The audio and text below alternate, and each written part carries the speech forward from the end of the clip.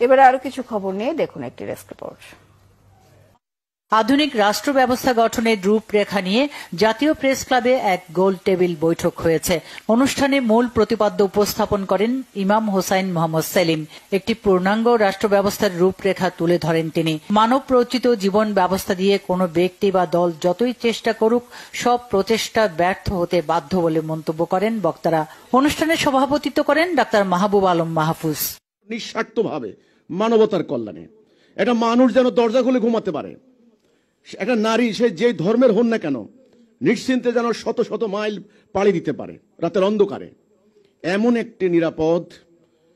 একটি নিরাপত্তা আমরা কায়েম করতে চাই। আমাদের প্রস্তাব হচ্ছে এই ব্যবস্থা কায়েম করতে হলে অবিসম্ভাবী রূপে চলমান এই যে ব্যবস্থা আছে এই ব্যবস্থা থেকে আমাদেরকে বের হতে হবে, সবাইকে একটা সিদ্ধান্ত নিতে হবে। আমরা আল্লাহর হুকুম বিধান ছাড়া কারো হুকুম বিধান মানি না। আজকের এই সেমিনার থেকে আমরা সরকারকে, মিডিয়াকে, সুশীল সমাজ যাদেরকে আমরা বলি সিভিল সোসাইটি, আমরা সকলকে স্বনির্বন্ধ অনুরোধ করব, আমাদের বইটি পড়ুন, আমাদের প্রস্তাবনা বিবেচনা করুন।